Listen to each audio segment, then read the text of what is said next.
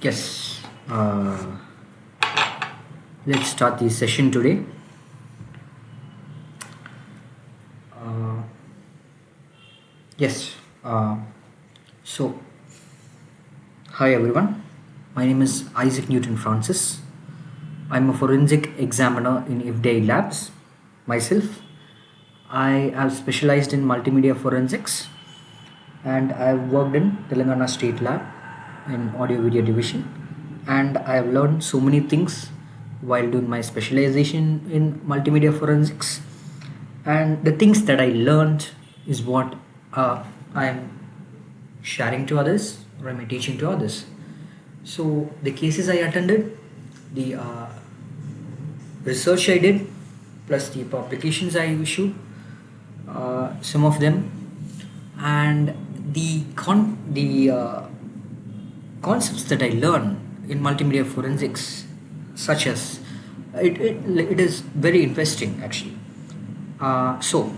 Let's not go deep into the topics. That's it.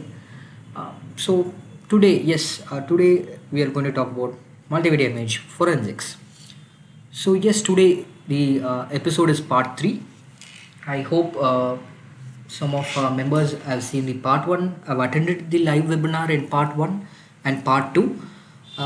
If For the members that have not attended, we have provided the channel name, and we will provide you the links for that particular episodes. You can watch those episodes, and we have mentioned our YouTube channel name. If you want to learn and watch more informative contents about forensics and cyber forensics and also multimedia forensics, please do share our channel. Please do watch our channel, like and subscribe. And if you feel that the contents are more informative and useful, please do share within your network, within your community, and within your members. So yes, today's session we're going to talk about multimedia image forensics. That is the part 3. So I'm excited to actually invite you to this third and most important part of multimedia image forensics. This session, will provide you a simple and clear introduction to how image forensics plays a very important role in investigations. It's a great learning opportunity for anyone that is interested in understanding the concept, the methods that is used to verify or that is used to analyze what we call as digital images. So please don't miss out this session because this session might be very interesting in our case. And also please do watch our last previous sessions to more get a glance about what is multimedia image forensics, to get a knowledge about what we are dealing with, what sort of domain we are dealing with, and what sort of evidences do we deal with. So I already explained that the thing about multimedia forensics is it is a specialization in digital forensics. So to tell you a small concept, that forensics can be categorized into two sectors. One is digital forensics, and another thing is analog forensics. Digital forensics is the core concept that we are dealing with, the electronic evidences part. So digital forensics can be categorized into two sectors, two domains. What is the cyber forensics domain? Another part is multimedia forensics. That is. So to exactly tell you what is multimedia image forensics is that multimedia forensics is all about the what can we tell checking about digital files like photos, videos, or audio to see if they are been what can we say altered. We can use the word tampered. So all these things. So in today's world, it is very easy to tamper. It is very easy to edit a picture or manipulate the media contents. So particularly we need ways to figure out what is the real content, real context, and what is fake. What we are seeing is what is real, or is it fake? Visually seeing, we can't decide what is real and we can't decide what is fake. So that is what multimedia plays a crucial role here. So the main idea behind multimedia forensics is that every digital file what we handle has clues about where it came from, and if it's been changed or if it has been tampered. So these clues, what we are talking, these clues can be things like small changes in the file, within the file's data, or the information about the device that we are handling that created it, or even how it was compressed or edited. So by analyzing, by inspecting or analyzing these details, forensic experts can tell if the file is genuine, or it has been messed up, it has been tampered, or it has been edited. So the main core concept is that the file that we are dealing, the data or the evidence that we are dealing, if the main concept is that to know if it is the genuine, if it is a real person, if it is a real content, or if it is fake content. I told you, just by visually seeing, we cannot just give a decision or make a decision if this is real or not. So that is why multimedia forensics plays a crucial role to know if that particular evidence or if that particular data or file is what we are dealing with can be genuine, or if it is fake, if it is faked, or if it is messed up with. So uh, exactly, I mentioned you the simple explanation about what is multimedia forensics and why multimedia forensics is needed in this particular perspective. Yeah.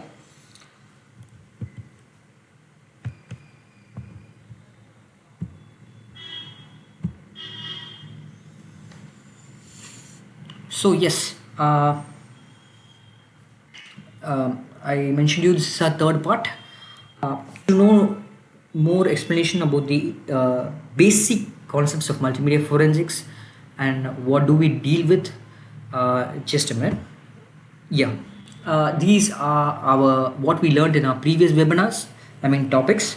Uh, I will share you the poster for the part 1 session and part 2 session. If you want to learn about this multimedia forensics, particularly what we are dealing is here is image forensics. I have explained a lot of basic theoretical concept about what is image forensics, and what particular evidence do we deal with, what particular context do we deal with, and what kind of devices produces these digital evidences. A lot of concepts are there, and why image forensics, multimedia image forensics is important in this scenario, and why do we practice it to find the which is original, which is manipulated, or which is fake. Of course, so what type of analysis we use, what type of content we use, and particularly I've been talked about image enhancement, the image authentication process.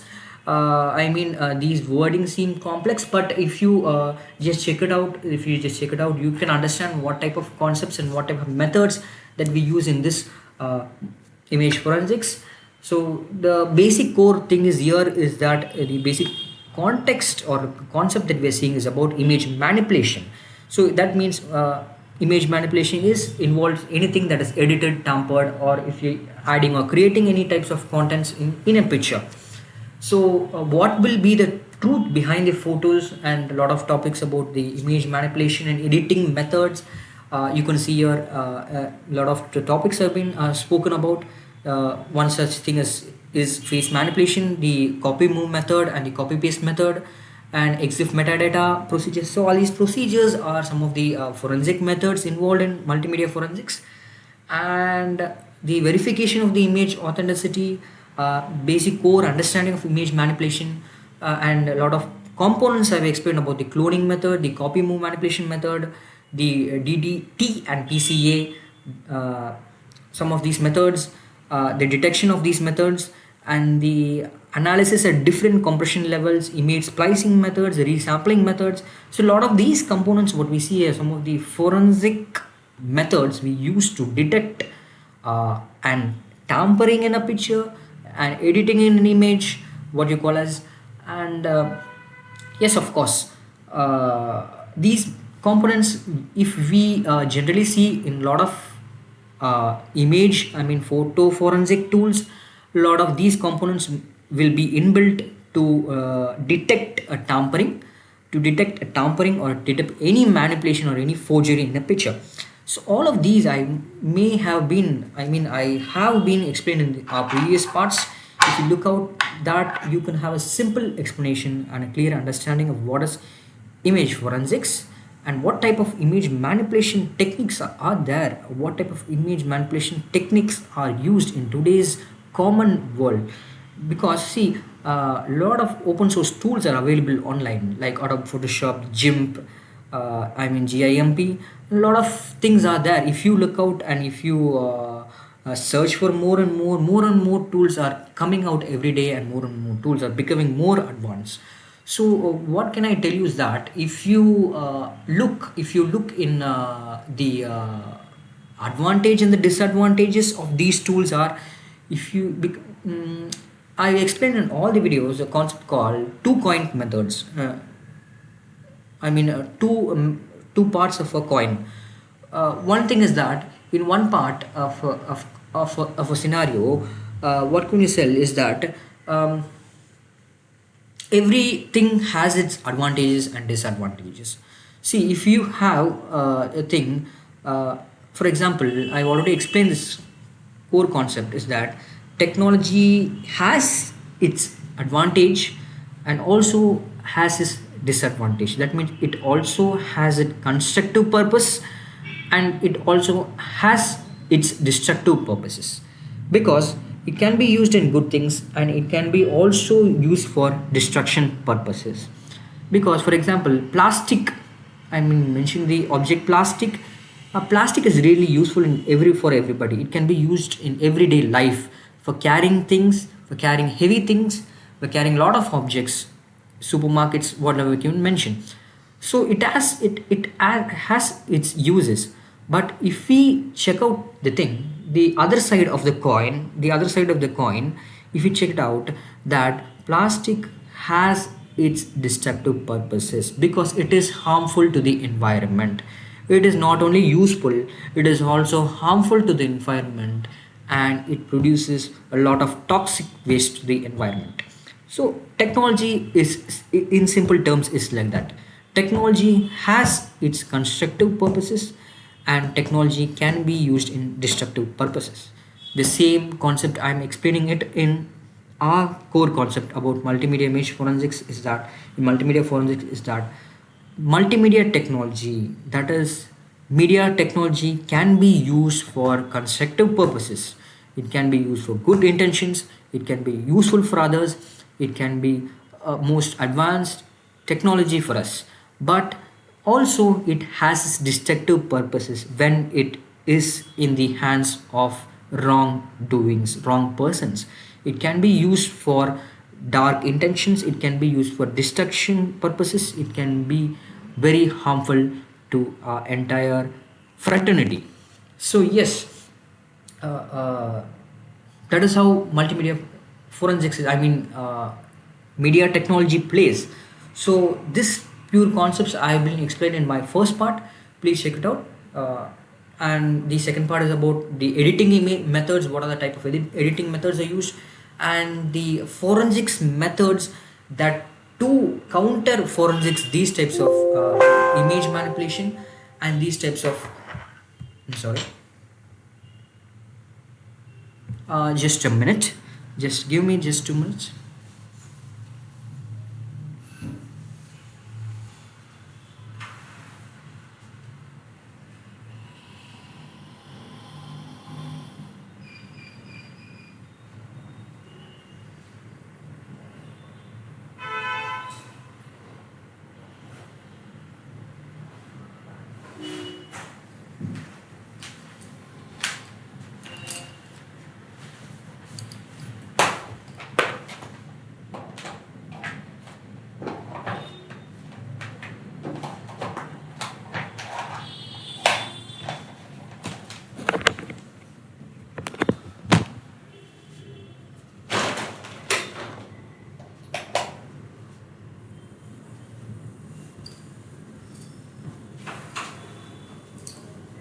Yes, I'm sorry.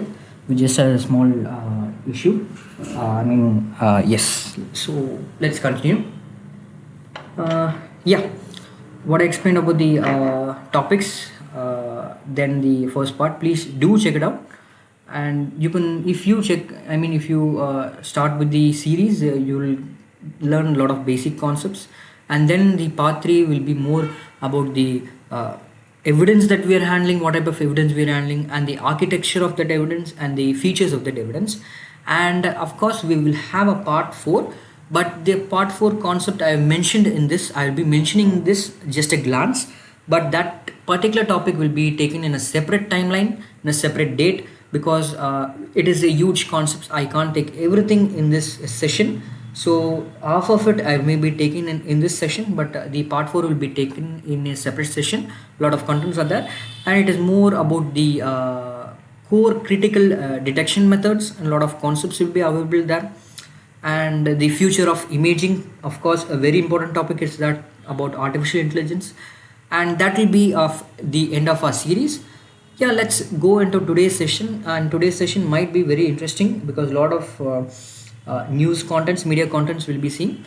So let's go. Yeah. So the thing is that we read this phrase. Before going in this phrase, yeah, okay. This phrase, the phrase we read here in this slide is that the issue that is the focusing on image-based data. That means the problem in multimedia forensics, the basic problem or the basic issue in multimedia forensics is that what we are focusing on, what type of evidence, that is a visual data or image-based data. So what type of problems or what type of issues do we face?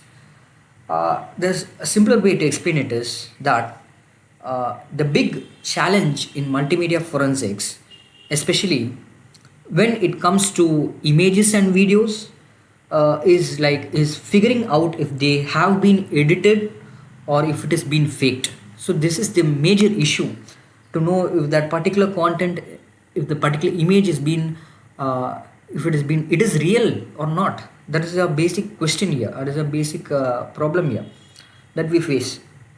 Only by visually we cannot decide those things. So to tell you, in these days, in today's generation or today's technological perspective, with so many editing tools available online, it's easy for people to change things, or in a picture or an image or in a video. So it's hard to know, it is really hard to detect if it is real or not, because a lot of open source tools are available online in today's generation, which is quite impressive. So the thing is that detecting these things, focusing on these things, it is really very interesting to know that these open source tools can also be used to fake an image, to tamper an evidence, tamper the particular data. So in visual data, in visual data forensics, experts looks for, the forensic experts, what they do is that they look for hidden clues that might show if something has been changed, if something has been altered in the particular data. So this could be things like, for example, lighting in a picture. If you just imagine if there is any lighting background in a picture that doesn't match, any weird shadows in a picture or patterns in the pixels of the image. So the job of the forensic expert, a multimedia forensic expert, is to figure out if the image or the video of the data that we received was altered, or if it is tampered, or how that manipulation has taken place, how it has been done. So that is the role and the important role of a forensic of a good multimedia forensic expert, to analyze these things only by using his visual knowledge, his visual focus. He can detect and tell that something is something is happening behind that photo, something is happening behind that video. So this is the major issue, this is the major problem in multimedia forensics. So yes,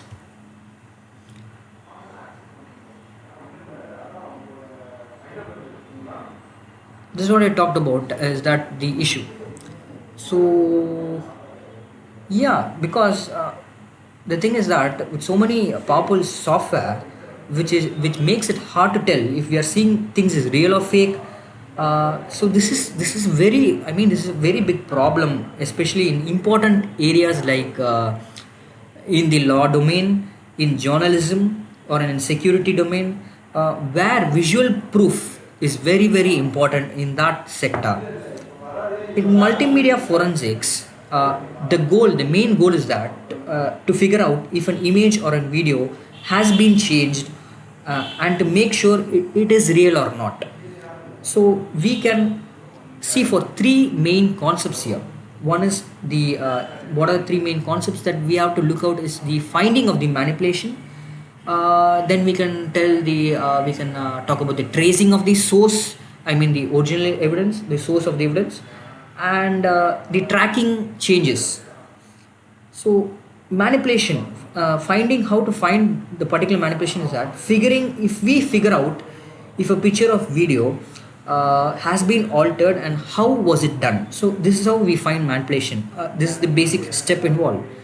Then the tracing, when we trace the source, we identify what device like a camera or a phone took the picture or it took the video to check out if it is genuine or not.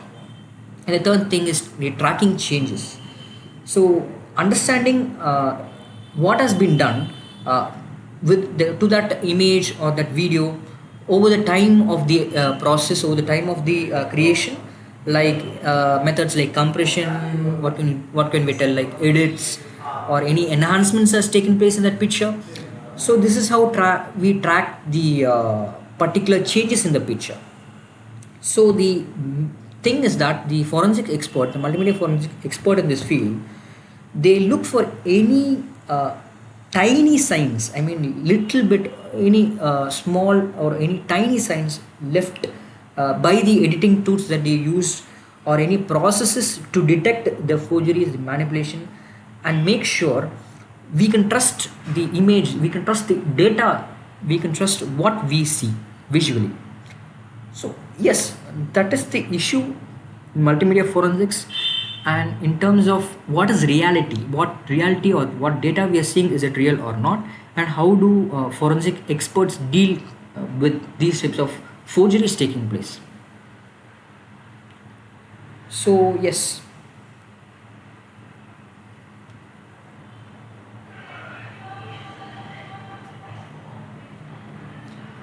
and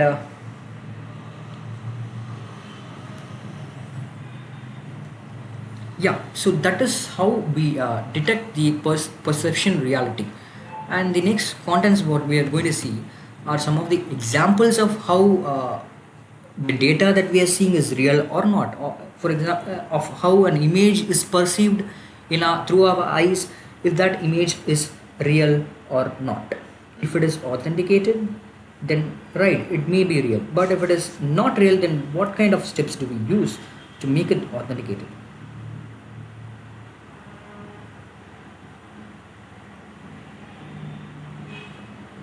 So yes, um, here in this slide, uh, we will be seeing a lot of examples, I mean real-time examples here, like how manipulation has taken place.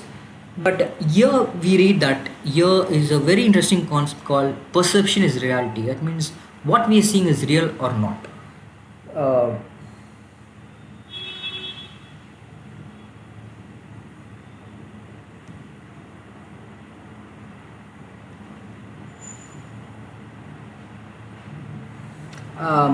so next we read down that we read that photographic images have long ceased to be considered purely authentic if they ever were.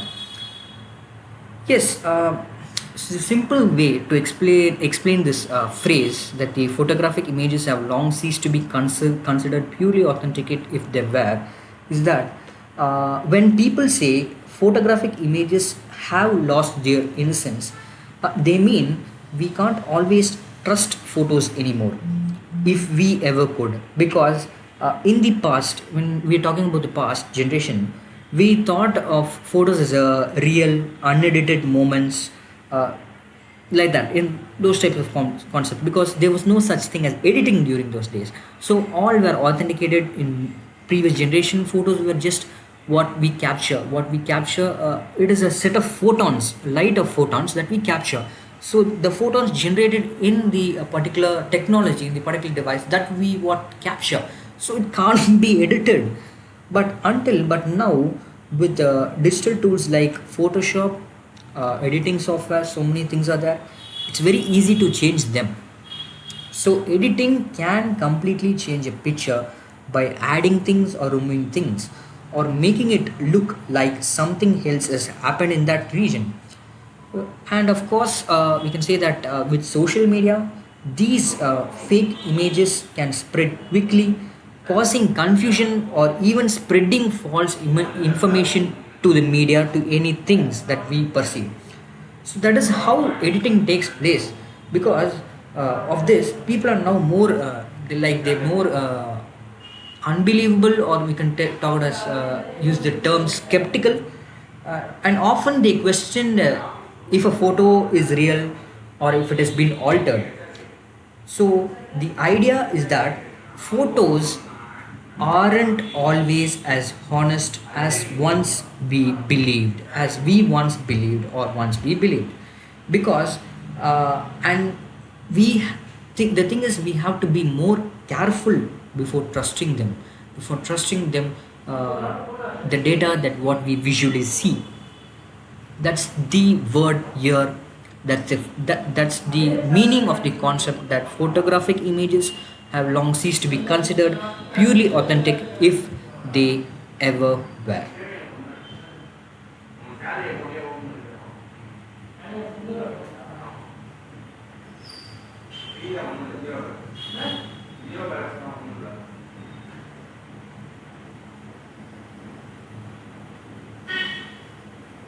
So yes, that is what this phrase means.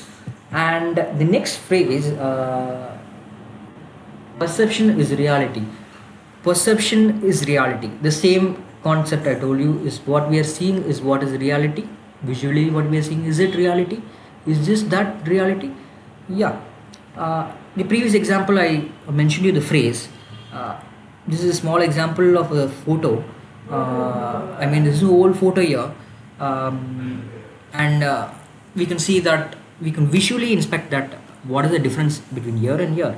We can see the region has been circled here, and the region has been circled here, and what comparison we can see from the original picture to the duplicated picture here. So we can see what is missing, and how it has been added to the second picture. So yeah, uh, here I'm giving a very interesting concept. I mean, this is a real time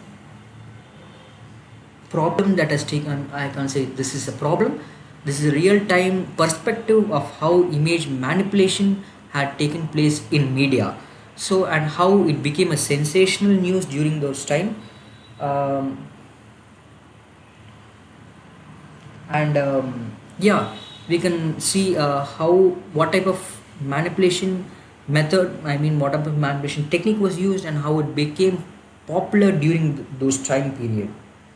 So yes, uh, we'll just get a glance of the slide, and we will go into depth for this topic. So yes, I'm sure everybody can see this picture of from the Twitter handle of Honorable Prime Minister Narendra Modi. To explain you, this particular picture was taken in during the Chennai floods 2025. I mean, everybody must have heard the disaster happened in Tamil Nadu, particularly in Chennai in 2015, which caused a huge burden on the environment and particularly the city. And in that particular period, this thing is that our Honorable Prime Minister Narendra Modi visited the flood the areas during the time period, and also he took, I mean, the Prime Minister took a picture of himself looking out over the floods. So this was posted during those time period in that particular day, and this is how the result was. um, so yeah so why are we showing this real life examples? That okay, we see that it is the original picture.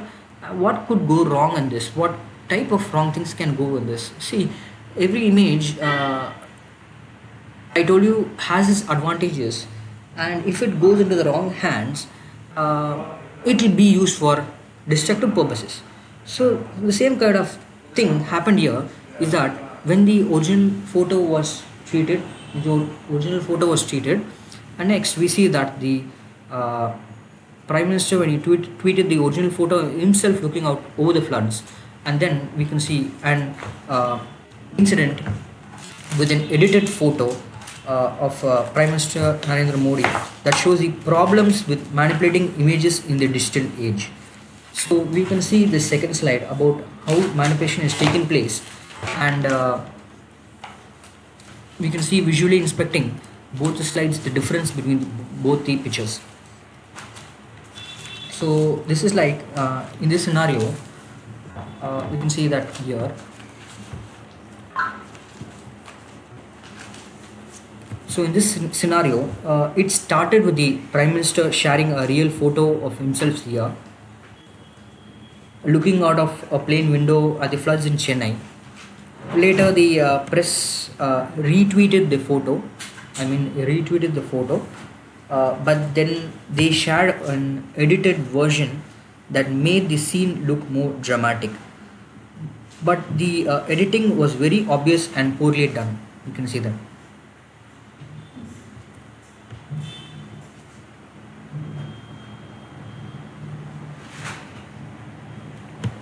So people on social media noticed right away and started making fun of it, criticizing the press. I mean, the organization PIB for trying to giving a more exaggeration of the situation.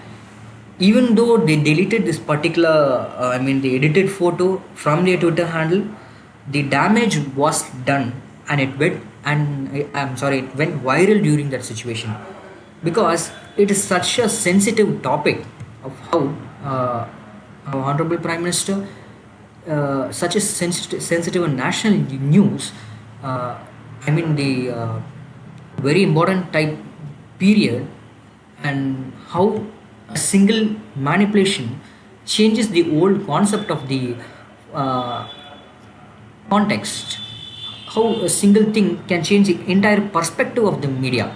So that is how happened here, because this was a very sensitive moment, because the floods in Chennai were really bad, with hundreds of deaths and a lot of destruction. People were expecting accurate updates from the media, not something like these types of crazy things like editing things to look worse than it already was. And the press, I mean, the press, the PIB, the Press Information Bureau, didn't comment on why they did this, why they edited such a picture, which left a lot of questions.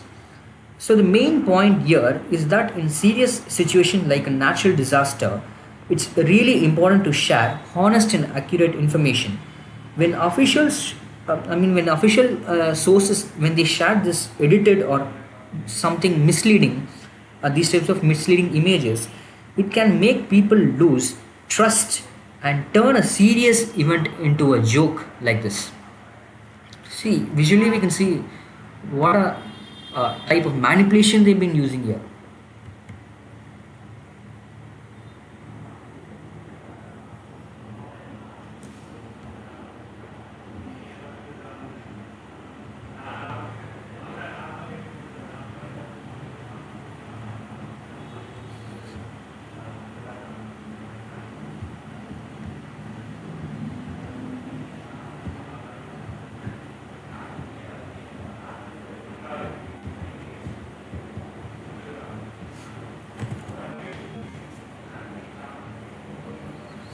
So the thing is that PIB, the Press Information Bureau, made a mistake by sharing this edited photo of the Honorable Prime Minister Narendra Modi looking at the Chennai floods.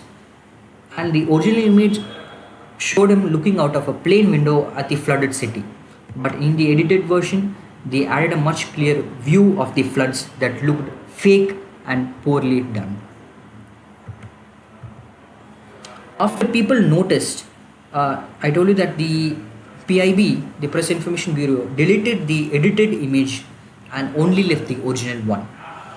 So, whatever happened, the public won't be silent on this, of course, because visually inspection, we can just visually inspect and see that the context is not real in the edited version.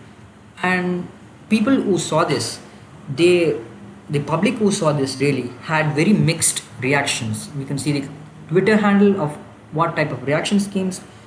Some people found it funny, while others were upset, saying it was inappropriate to mess with images during a serious tragedy like the Chennai 2015 floods, where so many lives were affected.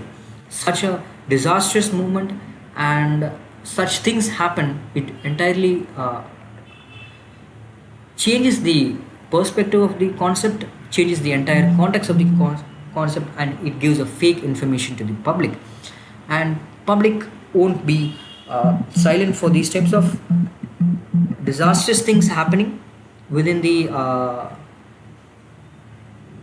press committee.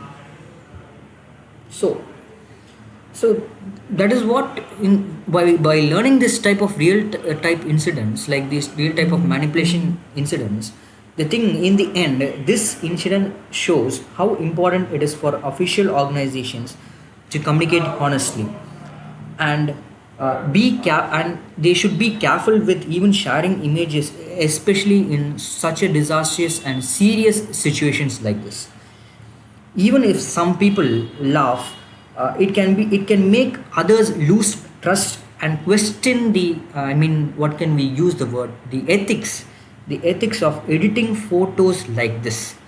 So the thing is that every information we share, every media content we share should, and we communicate, should be honest, and should be more careful when sharing these types of images, not only like promoting image which is fake and which leads to different perspective during a very serious situation and very sensitive situation. So yes, by learning this, we can learn how such simple things can change, such simple things like manipulation can change an entire context of the media in every domains and even in every perspective. So yes, this is how we see this real life incident, and we will also see another real life example.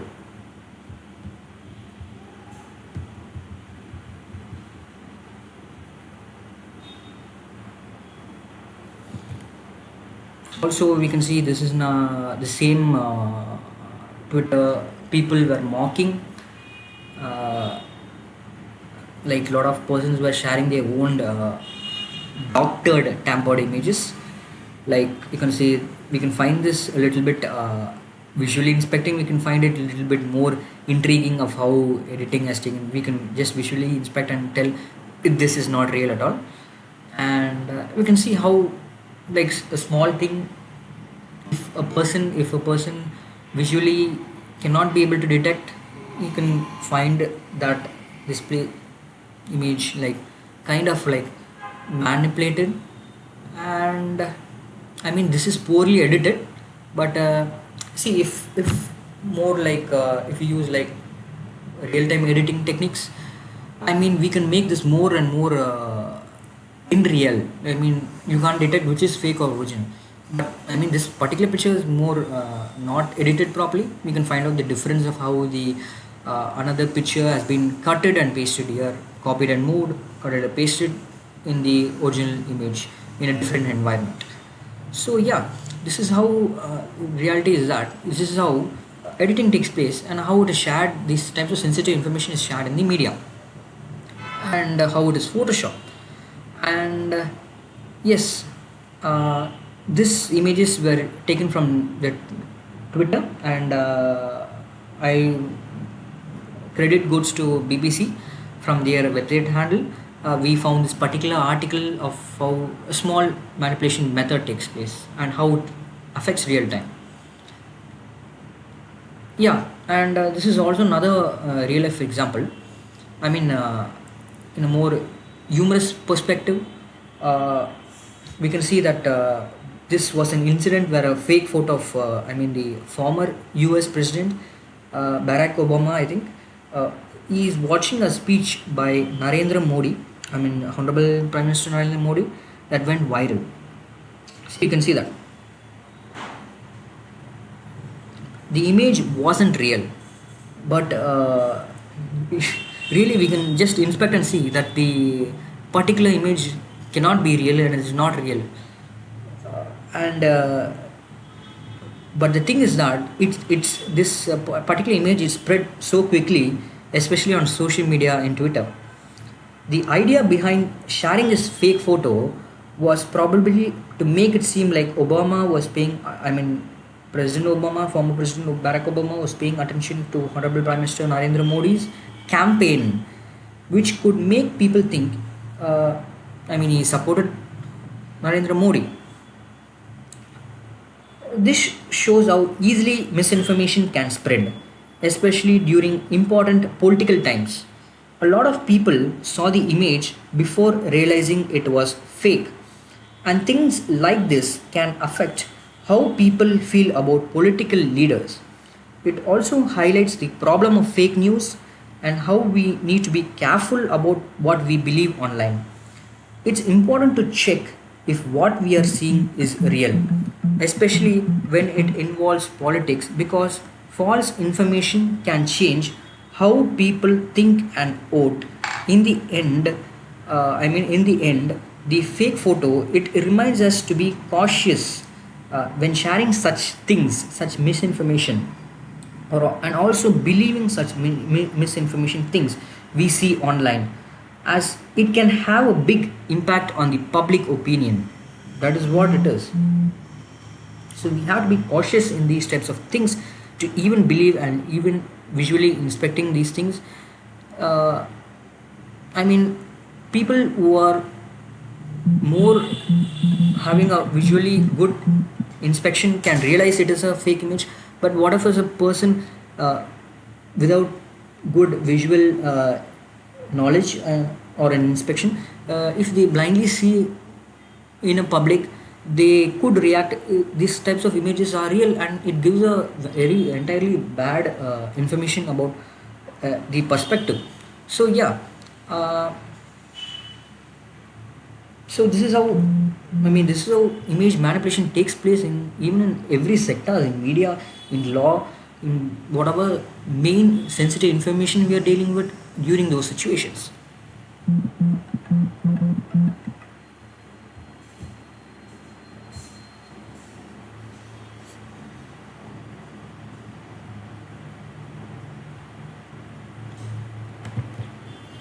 So yes, uh, here is a very important quote, a very important quote about and media. We can read that perception is reality. With the widespread use of uh, digital images, photos can no longer be trusted as reliable evidence of real events. Just pay attention to the daily news, for examples. Yeah,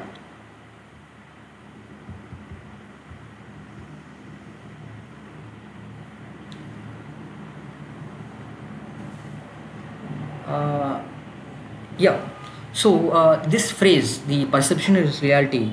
Uh, when people say perception is reality, they mean that because digital images can be so easily edited or changed, we can't always trust what we see.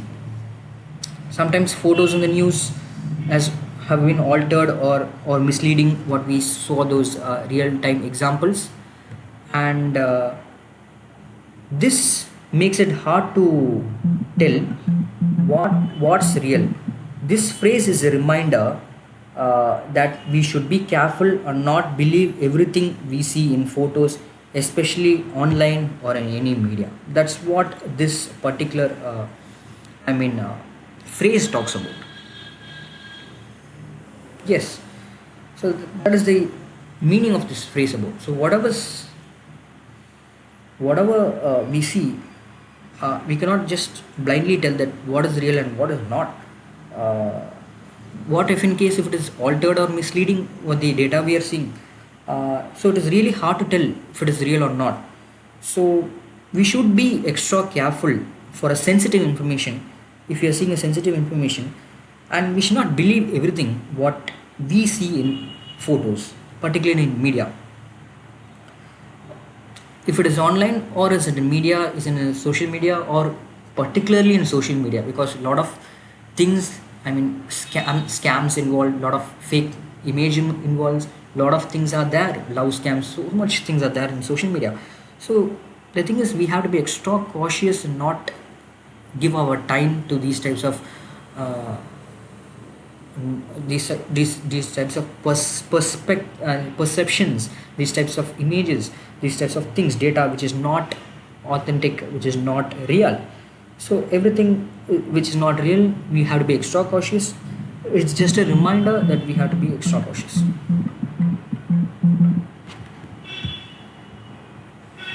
Yeah, yeah. Just 1 minute. I'll just 1 minute. Yes. Yes.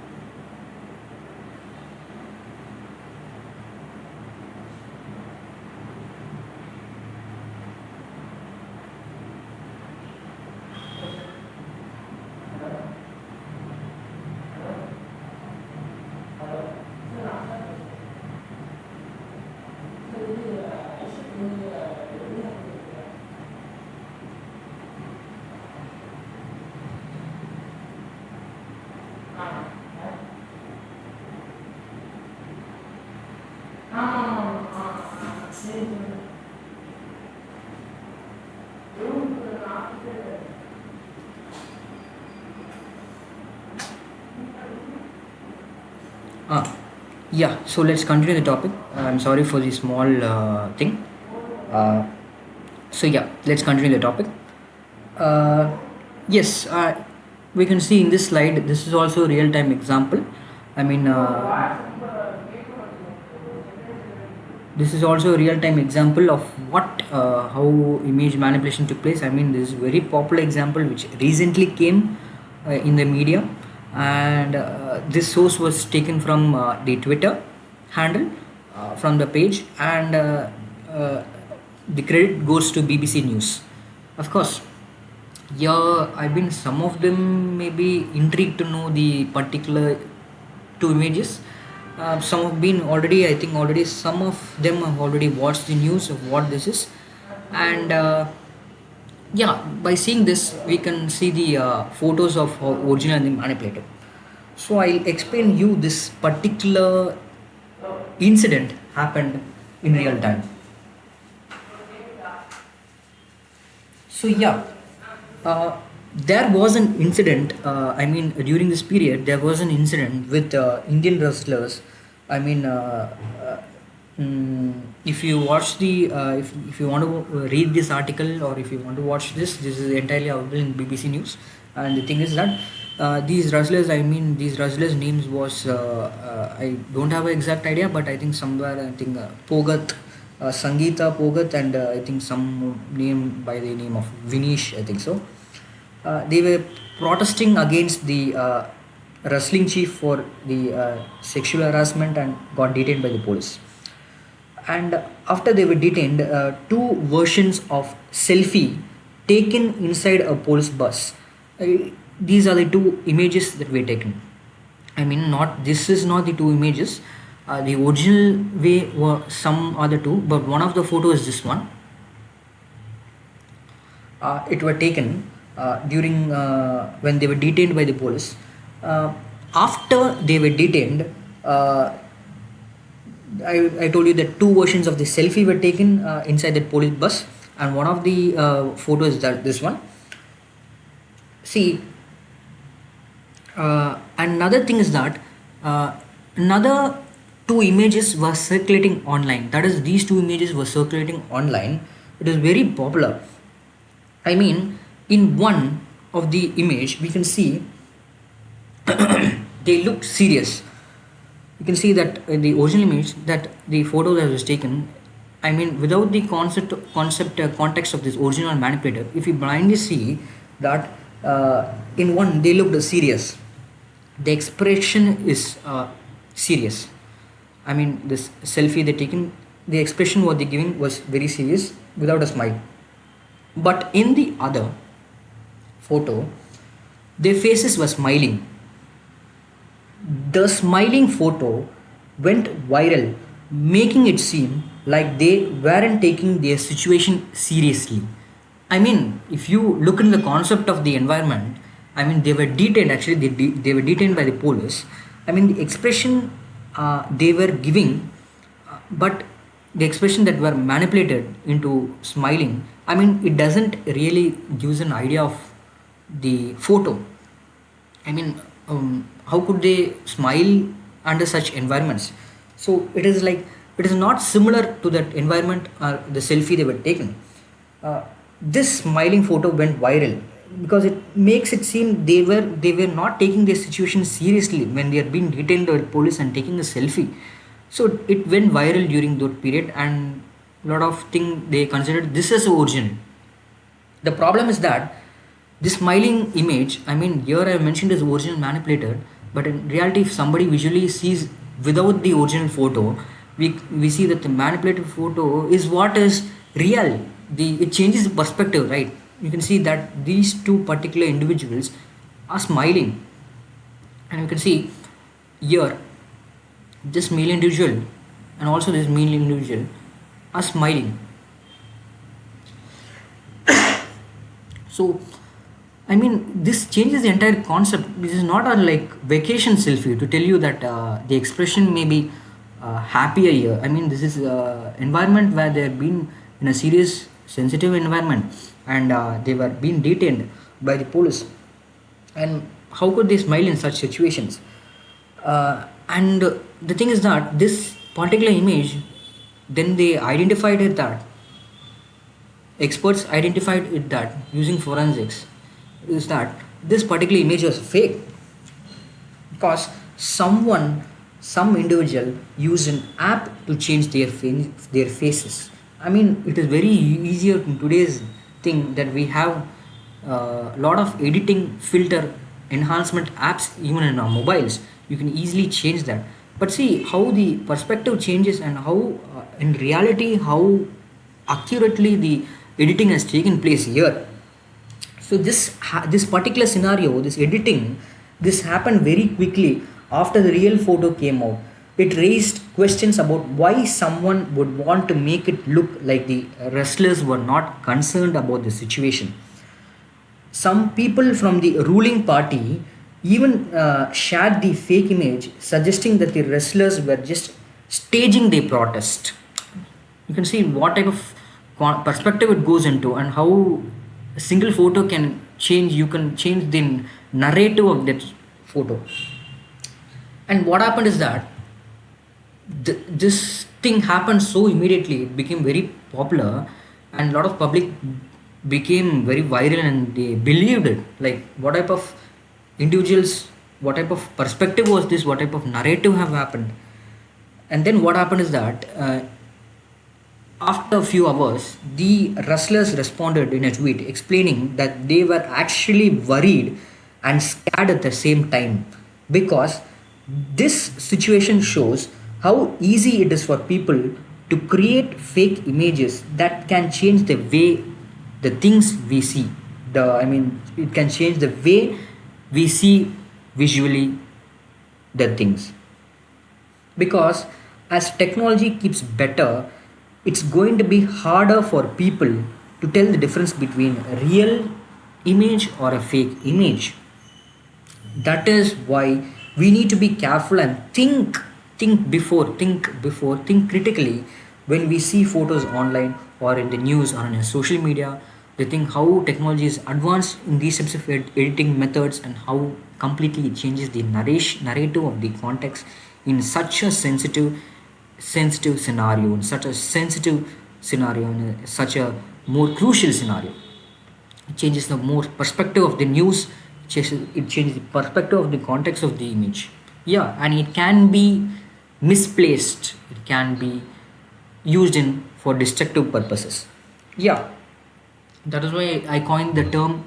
It is like two sides of a coin. Technology is like a two sides of coin. Yes.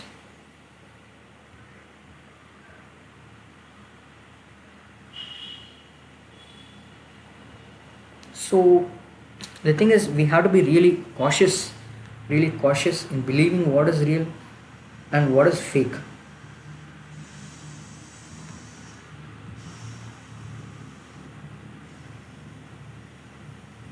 Yeah. So this is another real life example, and this particular images and the contents were taken from Twitter, and from the credit goes to BBC News. So yeah, all these three local examples uh, really are very useful to real life incidents on how image manipulation takes place, and how do we study these types of things, and to learn how it changes the whole concept for just a small manipulation. Yes. And so the next thing concept we're going is that what I told you is that the narrative, so the narrative, the context of the image, what it shows and what it really means, because that's what I wanted to convey here. The thing is, we here see another example that see here we see another example that here is a soldier. So when we talk about this picture, is of a soldier, and like we can say it's conveying some message, a message the picture does not tell. It does not tell you any wordings of how this picture does not tell you of what message is conveying, what type of, because it is just a random picture. And we mean that while the photo, in this photo, they show the soldier in a specific moment, it doesn't really capture everything about that experience, what it's happening. For example, when we see the image here, it shows the soldier in action, but it doesn't show the emotion of the soldier, emotion or the struggles of the or the situation they are facing. What type of emotion is happening? What type of struggle is happening over in that particular scenario, and what type of situation they're facing, without knowing more about the soldier's background or the circumstances when the photo was taken. When viewers see, we might get a wrong impression, a wrong idea of what is happening. We can just see that the soldiers, we cannot tell if the soldier is threatening the person. We cannot tell that the soldier is expressing some emotion, if he's really captured those. It's like if it's like a prisoner type of things. If they capture the prisoner, or if he is really helping those people, we cannot know. You can just randomly see the picture, and can you just give a narrative of what it is? You everybody will have their own opinion over what is happening there. Yeah, so that is what pictures can make us feel something, but they often leave out a lot of important details behind the picture. To really understand what the soldier is going through, we need more than just the image. We need stories or context that explains the old situations. We need the narrative of what is happening. So this idea really reminds us that photos can only show part of the truth in that data. They can spark our interest, but they don't always tell the complete story, complete narrative of that picture. That is what this topic is explaining about, expressing a narrative beyond what the image shows. I mean, it these images can be also used in media for a lot of distract bad intentions. It can be used for good intention also, but this is what a photo can give you a narrative and how it can be used for further process. So that is way I told you that through visual inspection we cannot tell what is real or what is fake. Yeah, and yes, this is also one of an interesting concept. uh, if you see, this we can read that it is a negative consequence of the AI revolution. Yeah, very important topic about AI, artificial intelligence, how it is used particularly in multimedia media technology, how it is used for. I mean, artificial intelligence can be used for good purposes also. It helps a lot of forensic experts in their methods. It is really useful, but I told you there are some destructive purposes, and how it gives a negative point of view. How AI is helping in destructive purposes also, and how in terms of image manipulation. And the thing is here, the main concept is that it is called fake humans. I mean, you can see the two set of pictures here, two persons, one female individual and one male individual. You can see the three set of photos here, the subject one of a female, the subject one of a male, and then we can see how it has been morphed, and then we can see the output of the morphed picture. So that is why the concept is given as fake humans. Is it fake humans? See, when we talk about fake humans, as a dark side of the AI, what can we coin that, tell the word revolution, AI revolution? We are referring to the fact that the AI technology is getting so advanced that it can create fake images. Not only images, videos, or even the audio. I mean, the voices of a person who in reality they don't really exist, because AI is becoming a bigger part of our lives every day, in every technology, in every scenario, in every corporate world, in everything's more and more AI is inbuilt, and the future of technology is AI revolution, which is great in many ways. To tell it is very great in real ways that so much technology is being advanced. But when we see this types of perspective, but see, these fake humans can cause problems. Really, it can be used in any type of forgery, any type of photo forgery, image forgery. You can fake a particular individual in anything. They can trick people. It can spread misinformation, and even it can manipulate situations in so much topics in so much harmful ways. So while artificial intelligence has a lot of potential, I mean, a lot of useful potentials, we also need to be careful about the dangers of creating these fake versions of real people, because they can be misleading and they have a serious consequences of how it is happening. A lot of things we can point out how fake humans, how particularly artificial intelligence, negative things happening in artificial intelligence revolution. So yeah, that is how artificial intelligence uh, does give some destructive purposes in these types of forgeries, in these types of scenarios. And yes, and another thing I have to tell you that is that I will also talk a lot of artificial AI technologies, how the future of imaging is going to be, image forensics is going to be, and how media technology will be in future, how it is going to how it is going to evolve in the upcoming future, in the upcoming technology, how media technology is going to be more superior advanced. I'll be talking in our fourth part, which will be a final part of our image forensics. I'll be talking a lot of topics about there. When closing the series, I'll be talking a lot of things. You can, if you do join our fourth webinar, you can learn a lot of topics in that too. So yeah.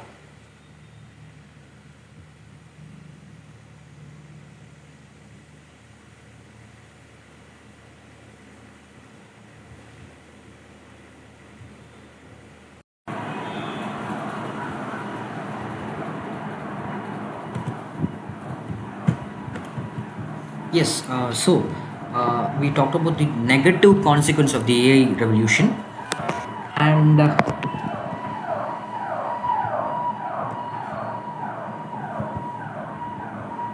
yes, this is also another example of the negative consequence of the AI revolution. So, here we see a picture of a hill station where the place is called Yosemite. I think it is in Canada, and these pictures are taken in two seasons. One is in winter season, and one is in summer season. Another parallel to that, they taken a picture in another spot, which is in summer and a winter season. So that is why we mentioned as winter Yosemite, summer Yosemite. So this image, to explain it, that what type of alternations did I mean did AI do? What type of alternations? What type of support did the AI give? If it manipulated an image, if it edited an image through negative consequences, what type of uh, proceeding did the AI do? So, main thing here is that the phrase winter Yosemite, we can see the winter Yosemite to summer Yosemite, and then we can see a parallel picture of a different region called summer Yosemite and winter Yosemite.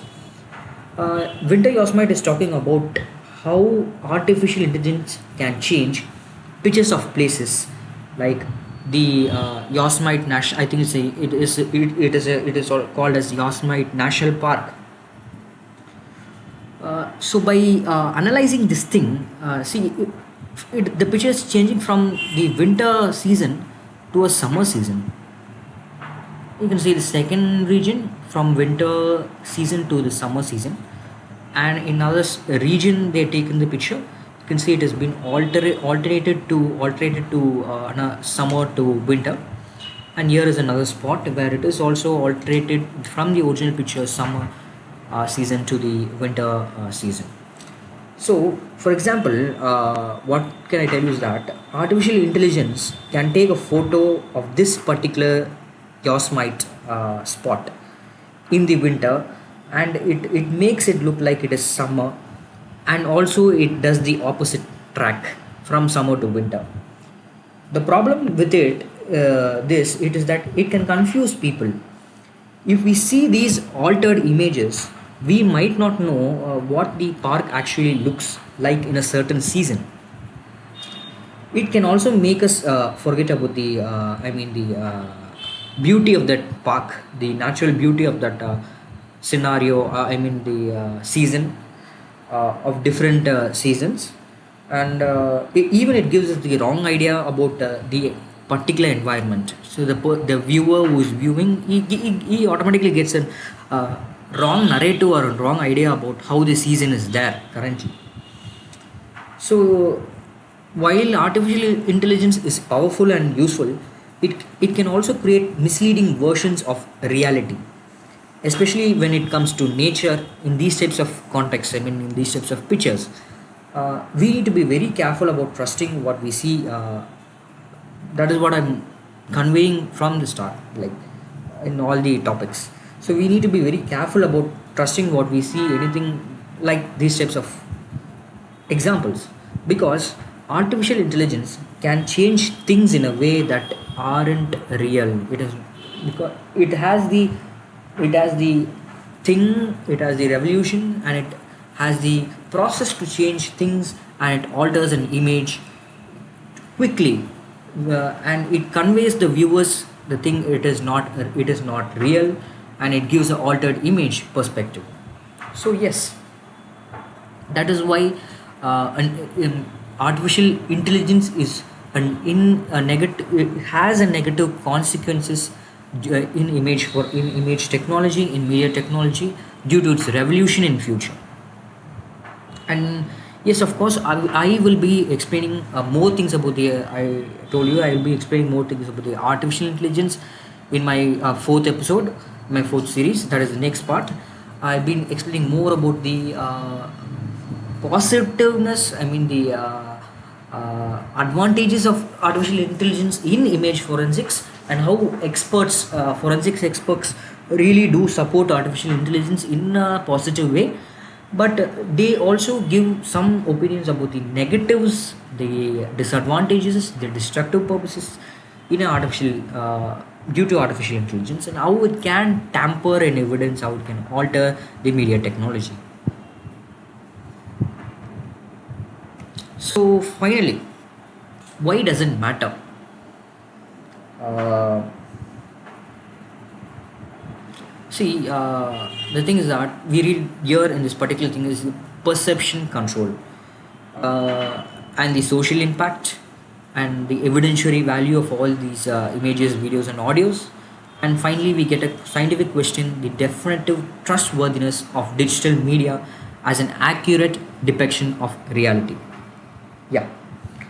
See, artificial intelligence can now change the images and videos to look real, because sometimes if they are also fake, they make it look real. In reality, they have the artificial intelligence as the process to make it look real, even if it is fake. But this particular thing, what I explained, this is a problem, because it can mess with the viewer's opinion. It can also make us believe that these things aren't true, aren't real. So if we can't trust what we see online, it becomes harder to know what's really happening in the current world, in the current reality. This can affect how we understand the important news, the media, or any events happening as sensitive information is taking place, a current trend is taking place. So all these types of things happening. So also we use digital photos and videos as a proof in legal court. I mean, in the court proceeding, in legality way, to show something actually happened in that particular scenario, to prove the integrity of the evidence. But the case is that, but if this artificial intelligence can easily change them, how do we know? How do we know in a legal way? How do we come to know if they are real or not? It totally tampers the evidence, right? Totally tampers the entire complicated evidence. So the thing is that it's important to care about this. It's important to give, be cautious about this. It's important to give, be alert about this, because if we can't trust digital media technology, it becomes harder to know what's true, and it becomes harder to make any good decisions in the.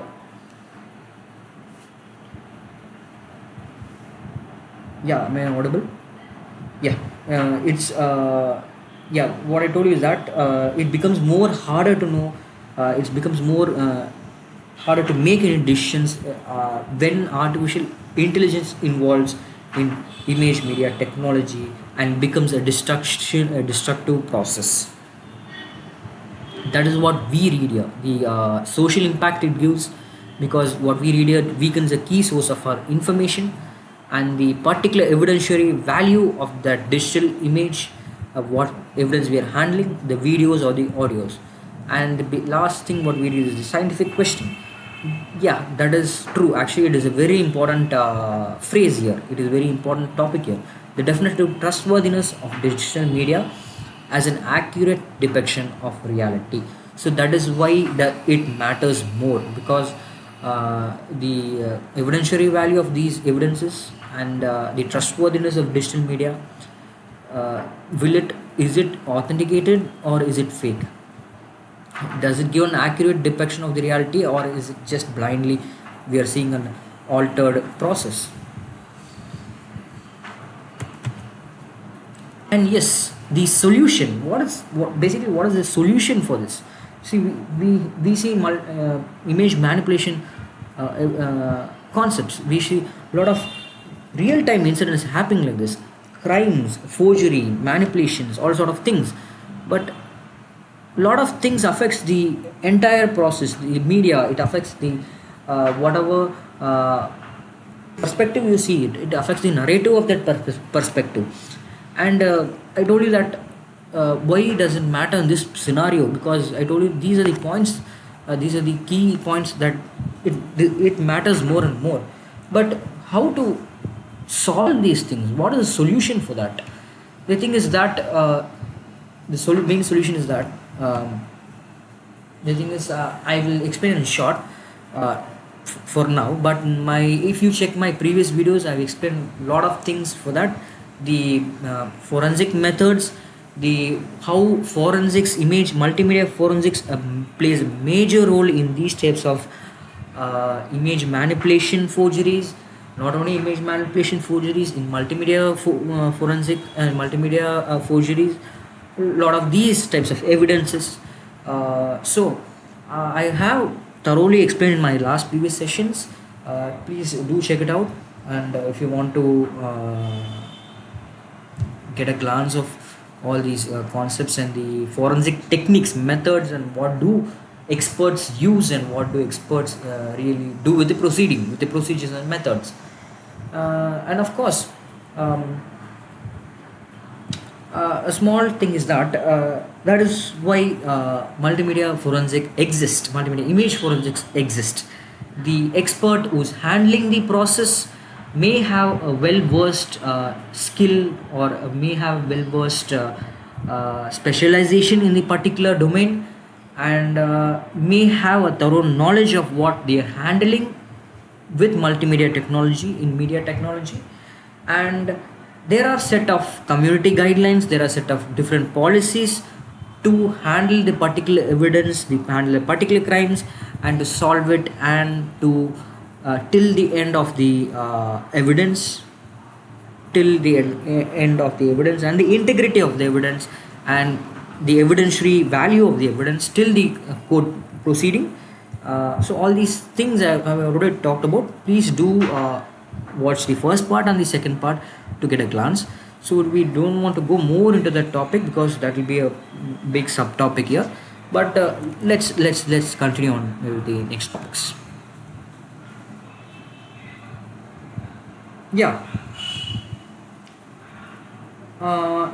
So here we have given about multimedia forensics. I mean, these concepts, I'm just giving you these concepts in this session, because all these concepts I've already explained in the first part. But just I'm giving you a glance of what is the solution. I mean, how multimedia forensics is divided into. Particularly, what concept we are seeing about is the image forensics. How it is divided into, what type of concepts procedures do forensic expert use, and what type of methods are used. So when we see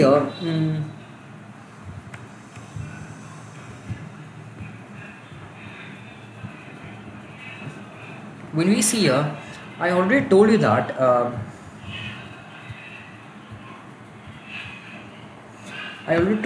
when I already gave you an introduction about multimedia forensics, because the two basic question for a forensic expert is that what he will happen is that When you look at a digital photo, when we look at a digital photo, this multimedia forensics, it helps us answer the two most important questions. That is, where did the photo come from? That is also called as source identification. It's And has the photo been edited? These are the two main questions when we approach multimedia forensics. Because initially, where did the photo come from? The thing is that this is called as source identification. It's about figuring which device, like a camera or a phone, was used to take the picture. And also, forensic experts can find clues inside the photo file, like any hidden information, or any metadata, or any metadata information, or any patterns left by that camera, by the source. So this helps the forensics expert to know if the photo is real or where it came from. And the second question, just a minute, just yeah, I'm sorry. Uh, yeah, and the second question is called, has the photo been edited in the scenario? The thing is that this is called tampering detection. That is it is a process. So this tampering detection is that it checks if the photo has been changed or edited in any way. Because forensic expert, what they do in this tampering detection is that they look for things like, any weird lighting happening in that picture, any pixel changes are there, or any signs available, like that the editing software what we used was used in that particular picture. This is important. This process is important because if a photo has been edited, it might not show the entire truth behind that photo. So that is why this tampering detection is one of the process and one of the question we have to know if the photo has been edited. So these two techniques are like important to make sure that the digital photo or the video we see, especially in important proceeding situations, like important proceedings or situations like court cases or legal cases or in news stories, it is authenticated or not, if it is real and if it's trustworthy, or it is manipulated or faked. So this is how the forensics experts, they do try to see for any use steps and methods to detect the source identification, and for any signs of tampering detections also. And in this particular thing we are seeing is that the two methods for analyzing multimedia evidence. So this is also one of the two methods that what do we do during an image authentication. So this concept, so we see here, this image authentication is the basic step to detect, not detect, to analyze the image, if it is tampered or not, if it is authenticated or it is manipulated, to identify the any signs of tampering is available. So these are the two main important steps. One is the active and the passive, we can see here, and we can also see how active is subclassified into these things, passive is subclassified into these two things, and then how the subclassification of the particular methods has been classified. So these methods I've already explained in our second part, and also in my first part. All these, like I briefly explained about those things, but because why I'm explaining in this session, just I want to give you a glance of what is the forensic procedure, just a basic glance. But this entire briefly I've explained in my first and the second part. Please do check it out. I'm not going to explain in this session because we don't want to take much time here. And just if you need to know more about these methods, please do check out the first and the second videos.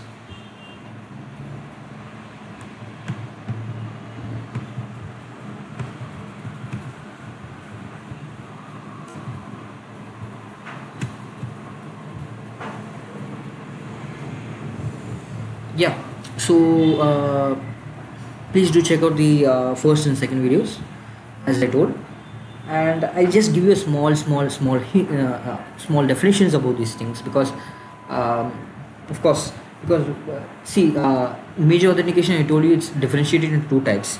The thing is, we can also tell this as content based authentication, and also we can also explain it as source based authentication. These content based authentication, so that is also called as mm,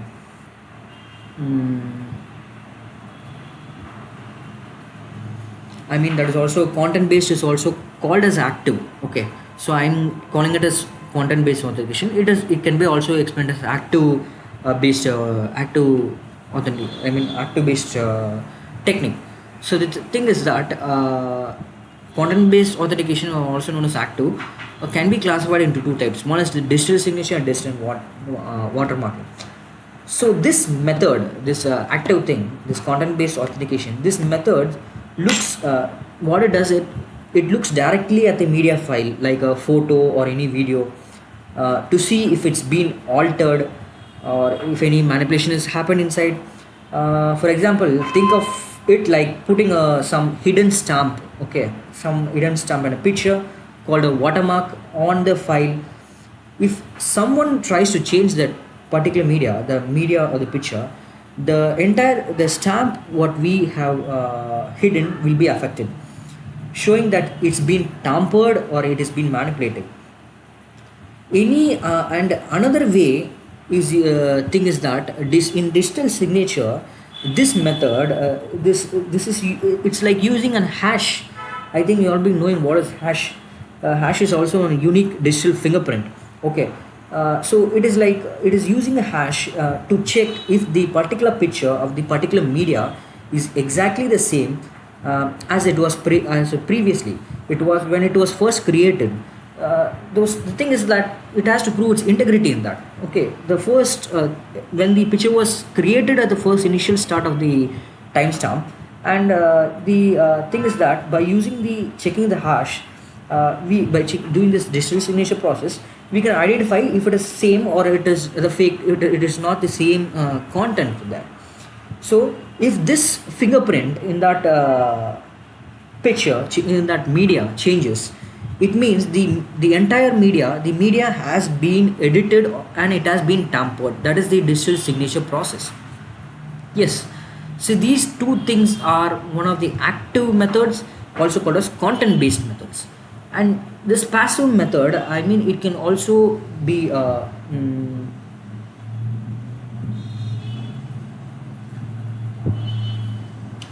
these passive methods can also be classified into forgery type independent and forgery type independent. So we can see a lot of these copy move detection, image splicing detection, retouching detection, lighting conditions. So these are the passive methods. Okay, so yeah, and these concepts are, if I explain now, it will be very big concepts, like it will go subclassification, a lot of topics, but let's not dwell into it. I just explained you like the basics. Let's not dwell. Please, if you want to hear about this more about these topics, please do watch the first and the second part. Let's move on now. And in short, what I want to tell is these methods, both these methods, what it does, it helps us trust what we see, visually see, or what we hear online. Okay, so one checks.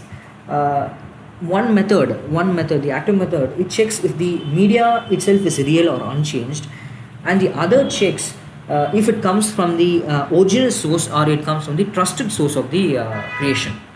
So that is what, and of course, please do watch the first and the second for more explanations. So let's jump on to the next topic. Yeah. Yeah, so this is how I'm classifying. This is how forensic science is classified.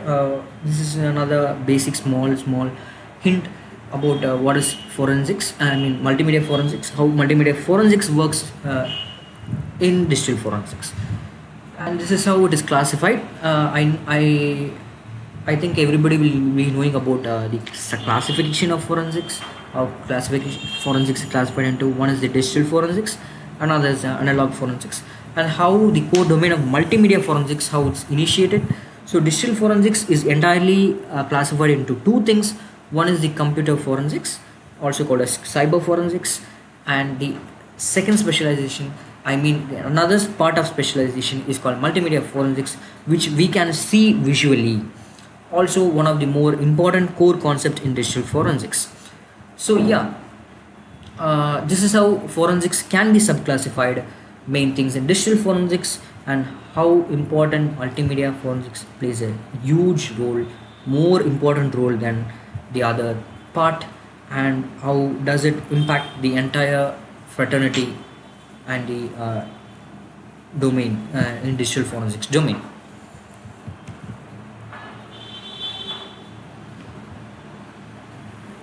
So yes, I think this particular thing, multimedia forensics, how it is differentiated into, I explained already before in the previous before two previous slide, uh, prior to slides, and yeah, I already explained you these things. I think so. This source identification and integrity verification, because when digital evidence comes, when a digital data image, multimedia forensics techniques try to answer a number of forensic questions related to. I told you that forensic experts may have a lot of questions coming inside. They have, because I told you, when you look at a photo, uh, this multimedia forensics, the domain, helps to answer the one of the two most important basic questions, most important questions. One is the source identification and the integrity verification, that is also called as tampering question detection. The main two questions what it detects, I explained to you in this two prior slide, is that where did the data come from, and has the data been altered or edited. So I told you that where did the photo come from, correct? So photo or data, where did the photo come from? So this particular region is called the source identification, because the thing is that this source identification, I explained to you that it is about figuring out what device you're using, what device is the source. Is it like a camera or a phone was used to take that particular data, that particular picture? So forensic experts, they can find the hints or the clues inside that, to find what type of device was handled. How do they find is that what they try to do is that they find hidden information in that particular picture, because the particular picture is the evidence. Through that evidence, they find the particular hidden information in that picture, also known as metadata, or any patterns left by the camera inside. So this is the only way to explain about source identification. This particular thing, that this helps us to know if that particular data or the photo is real, or where it came from, which source it came from. This helps us determine the original source. This technique helps us provide the device of the original device, and gives clarification of the original source. And I also explained you about integrity verification, tampering detection. The second most important question uh, in a process is, has the data been altered or edited? That means, has the photo been altered or edited? This is one of the major questions to find the integrity of that data, and if any tampering has taken place. So this is, I told you, this is called as tampering detection. If the photo has been altered or edited, so the process is that this process is called tampering detection. So I explained you that if the photo has been changed or edited in any way, so this process will, we can detect any alteration or editing has taken place. Forensic expert, what they do is that they look for any types of tampering in that photo, any types of weird lighting taking place in that photo, what means any changes in the photo, basic pixel changes in the photo, or any any particular identification, or any particular region or signs of tampering, or any editing software is used in that particular region of the photo. So this is very important, because if a photo has been edited, it doesn't show, I told you, it doesn't show visually it has been edited. We cannot just determine if it has been edited or tampered. So only through tampering detection and forensics experts, we can detect and process that the particular photo has been tampered, manipulated, or altered. So these two techniques, the source identification and the tampering detection, these two techniques are very important to make sure that the digital photos or videos what we see or what we get as an evidence, especially I told you in like what type of scenarios, in legal scenarios, in a court proceeding, in situations like the in a court case or court proceedings, or any types of media related news, or any even in common social media things happening day to day life. We are seeing pictures, lot of things are there. So it determines, we have to determine, these two steps determines if that particular image is real, if it is trustworthy, or entirely it is manipulated, not possibly trustworthy. So that is what these two steps plays an important role, and these questions gives a solution to these narratives. So yes, yeah.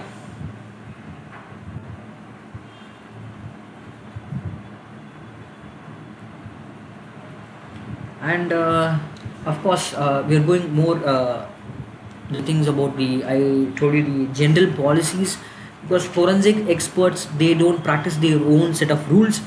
They have the universal set of rules. I am mentioning this thing called the scientific working group imaging technology.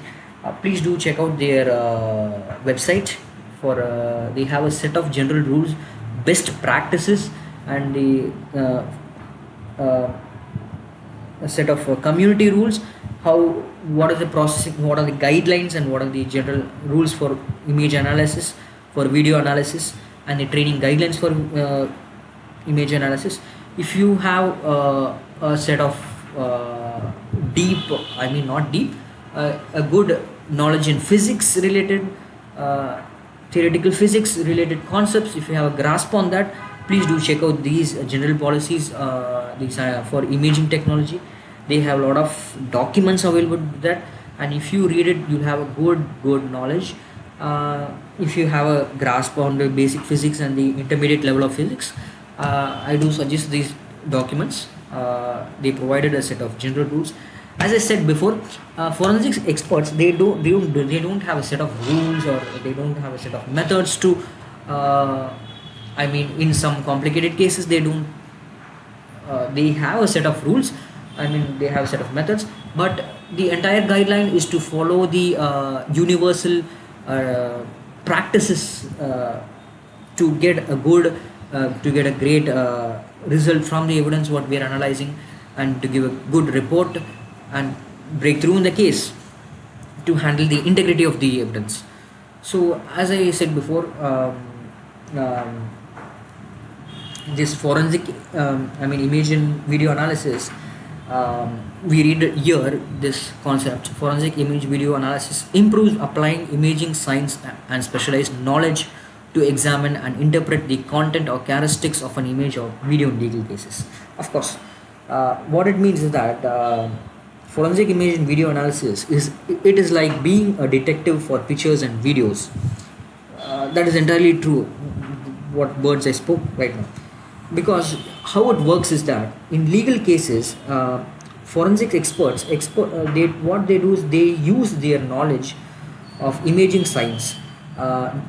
We can also explain imaging science such as the study of pictures or any videos.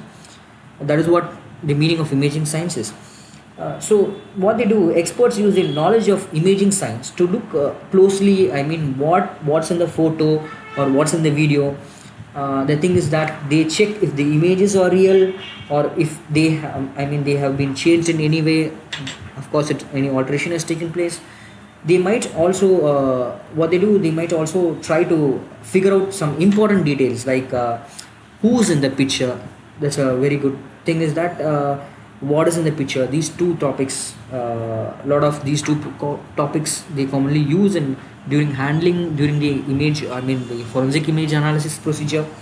And when the picture was taken, when it was taken, when the data was taken, or even where the picture came from, that is the source identification. So these four questions are there. The thing is that this important question is that who or what is in the picture. Next is thing is when it was taken, and even where the source identification, the evidence came from. So this particular work is important in court proceeding, in court cases. It helps to solve cases by making sure that the images and videos used as evidence are true and are reliable and are evidentially value and have integrity. So that is what we have to follow a set of general policies, practices, methods, and guidelines in imaging science. Because I told you that it is very important during the court proceeding to follow the general rules governed by the universal imaging technology. So that is why scientific working group imaging technology SWGIT is there, and they have a set of best practices that what it is universally followed by all multimedia forensic experts, and they have given a better training guides. This is what a lot of forensic experts and professionals have been using and have been applying in their analysis procedures too. Of course, and I've given the website, please do check it out. And if you have a grasp of physics, and yeah, so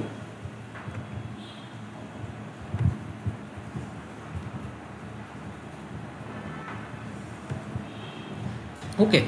And lot of people, lot of persons will be thinking about uh, why SWGIT, like scientific working group image, typically why we should follow this set of uh, procedures they are given. The thing is that the I didn't mention about the SWGIT more in depth. The thing is that the scientific working group for this particular imaging technology, they if you search in websites, if they search in websites, or if they read their published articles, there are group of there are group of experts that they provide that particular guidelines, and I told you they provide the best practices in that imaging technology, particularly in forensic science, where we use it in analysis of the images and also in videos, particularly for criminal investigations. So I told you that the purpose of this SWGIT, it helps ensure, it helps gives you that the forensics professionals, they have to use the best techniques, the best methods when dealing with this digital image technology and videos. So this is an important procedure, this is an important rule, general rule, making sure that the particular evidence that we are handling is presented in court, presented in the law, because we have to make sure that the particular evidence is accurate, if it is trustworthy, if it is what we can tell, if it is reliable, or if it is handled correctly. So and the thing is that I shared you with guidelines here, some of the example guidelines. These guidelines, what they do is that they create SWGIT, they create a set of guidelines for the things to what purpose they create is that they have to they give these things to capture the digital image, the evidence, they capture the digital image properly at the crime scenes. Yeah, and the thing is, lot of proceedings are there. If you if you read these proceedings, a lot of things, guidelines will be like how to store, how to analyze, and how to present the images as an evidence from the creation of that particular evidence till the end of the evidence, and also to make sure that the evidence, like images and videos, are not altered or not tampered, and also it can be trusted, and also can be reliable in legal cases, in legal court cases also. And the final part is that main concept is that the forensic image and video analysis, in that how this particular guideline helps is that it helps to give some guidelines mentioning the examining of the images and the videos It gives certain questions like when I read those particular articles, I read a lot of questions like uh, it gives some questions and solutions also to that. Like for example, what I read is that um, particular evidence, I mean the particular picture, if the particular image has been altered, and who or what is in the video. I told you that before that. And can we identify the particular location or the time of the image? So this is what we I mean a lot of guideline questions, and for that question solutions are available there. And the particular main importance is that I told you that it gives you it gives a good knowledge. It gives a it supports the forensic experts, or you call it as forensic investigators, or lawyers in the particular imaging technology. And this particular guideline could be used, this gives an evidentiary value of that evidence in court or in legal procedures. So in short, like what we can tell that SWGIT, it helps set the rules for how to use and analyze pictures and videos in forensic science domain, so that they can be trusted by the in legality concepts, and it gives a good strong evidence in the legal cases. That's what the SWGIT uh, provides these best practices to follow. As a forensic expert, they'll be having a knowledge of what this organization is. And of course, please do read those articles. Yeah.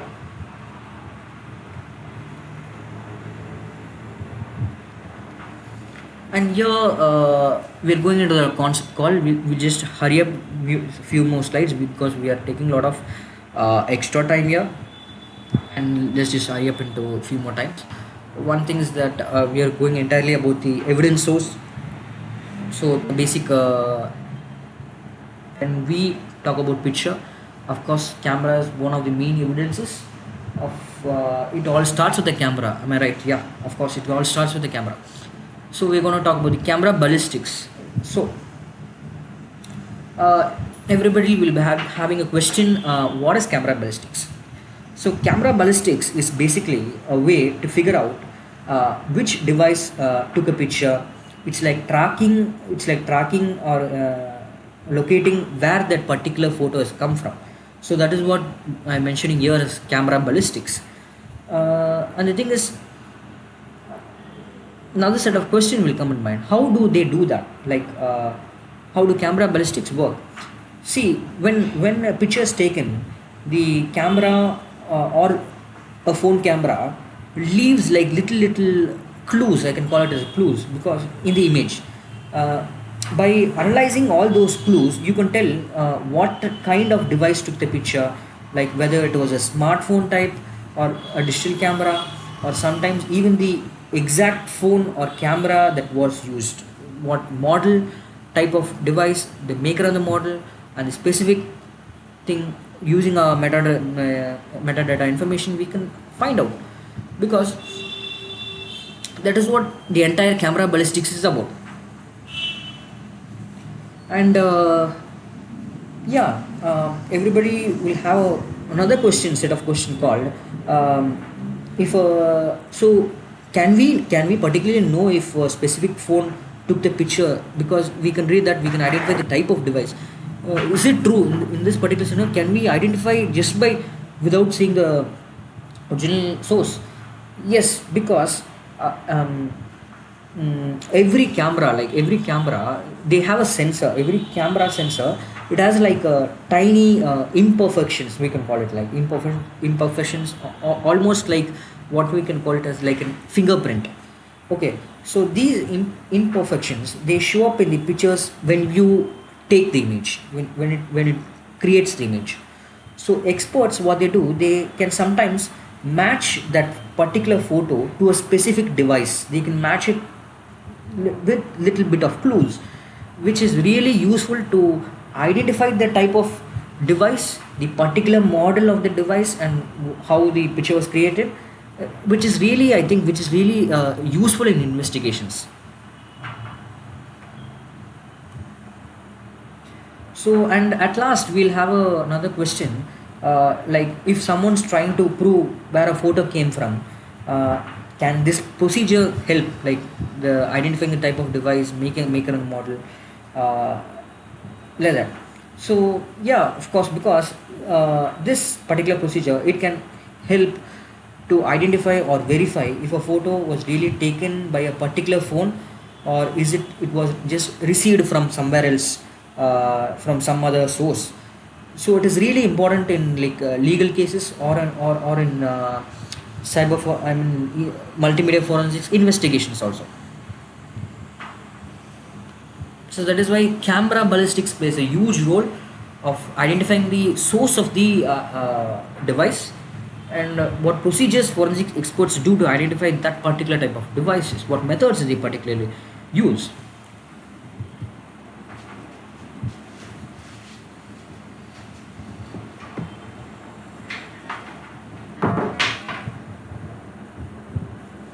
Yes, and we are just giving you the thing. I think I've already explained about the source identification and manipulation detection. I also explained in my first webinar.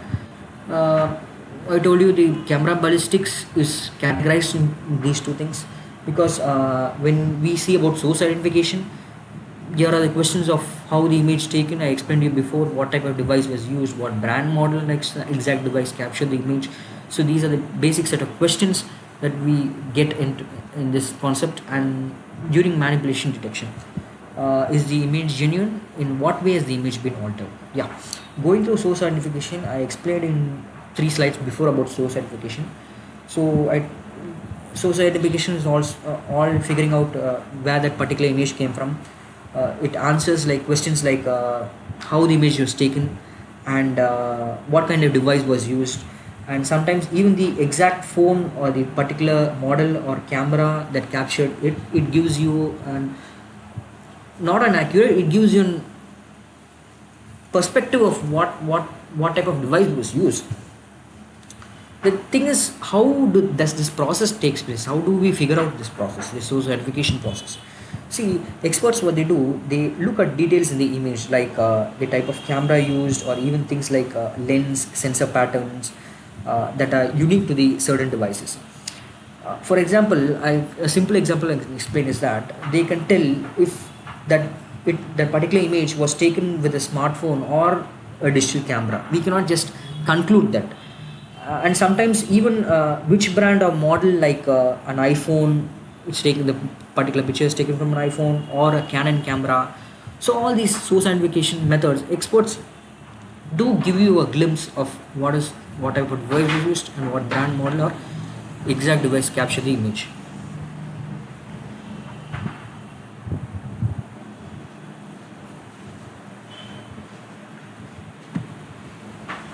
The next thing we're going to talk about is manipulation detection.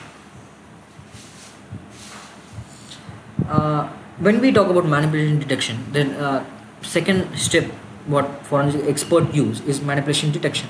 That is the main process to detect any signs of tampering is available. Is the particular picture trustworthy? Is it real, or if it has been altered? Because what entirely manipulation detection is process is that manipulation detection is about like checking if that particular image is being tampered or altered, edited, or any changes have happened. So I told you that forensic experts, they use techniques, methods to see if that if anything in the image looks like suspicious, anything is different, anything is not real, like if the parts has been copied or pasted.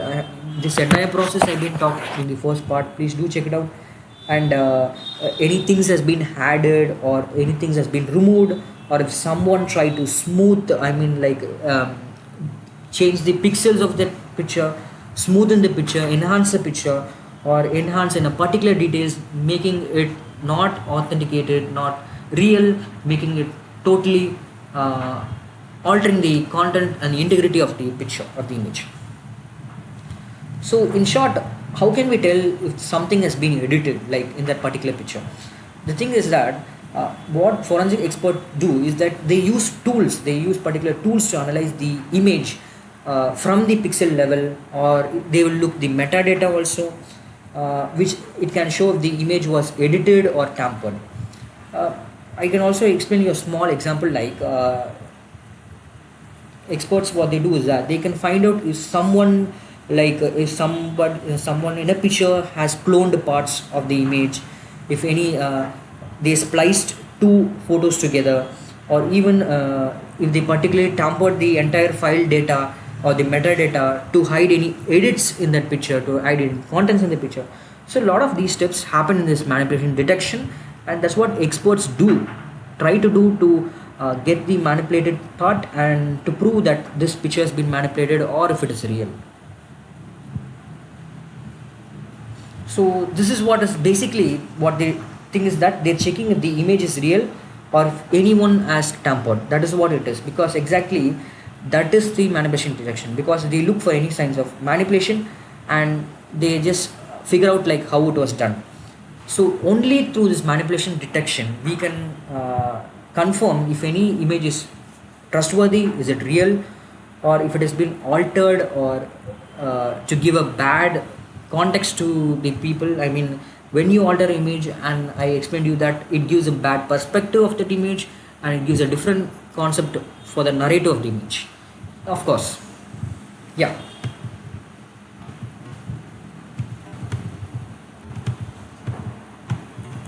So yeah, there are like four more slides. I'll just explain all these things.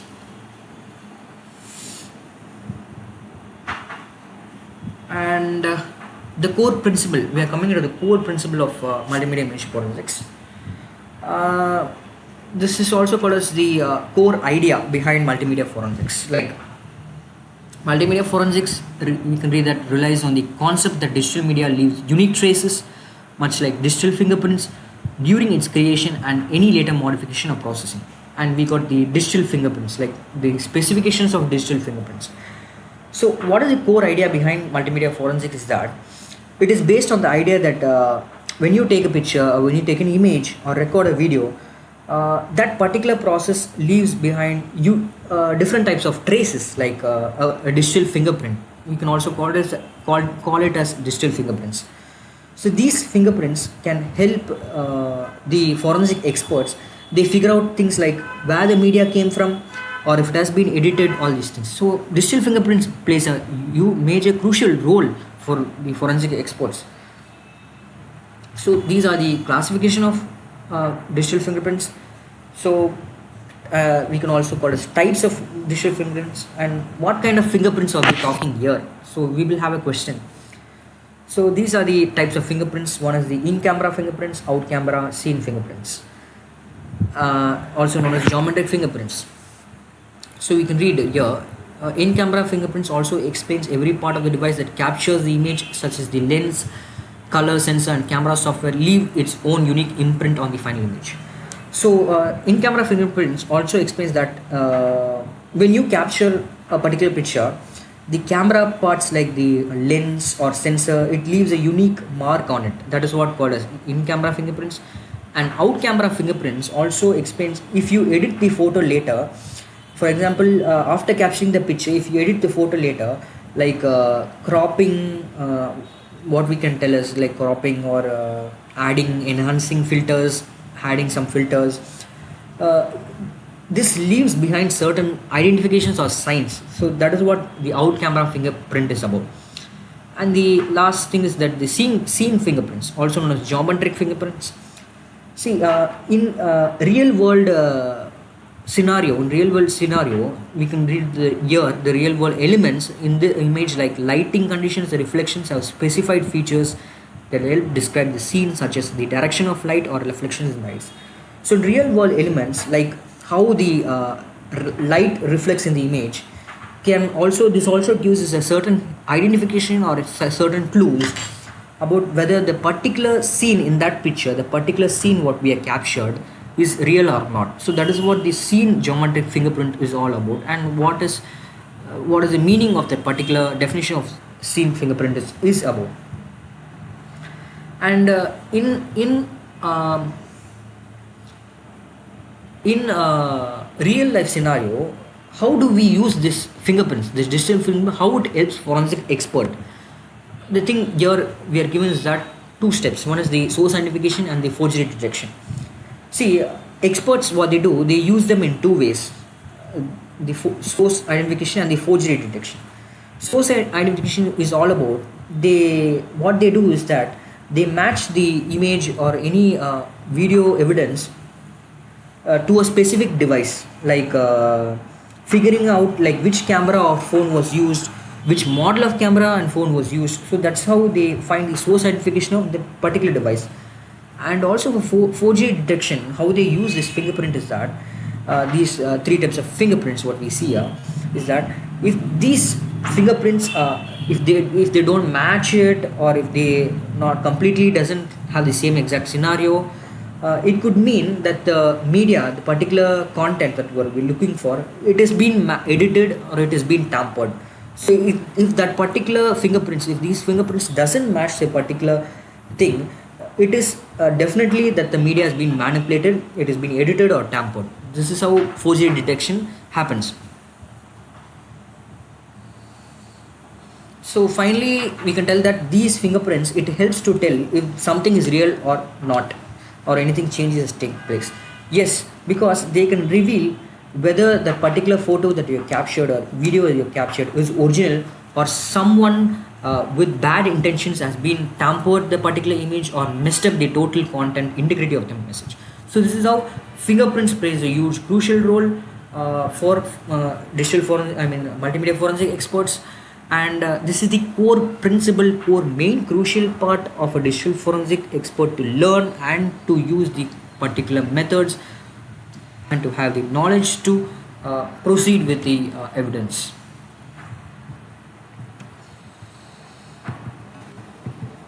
And these are the features from a camera, derived from the camera.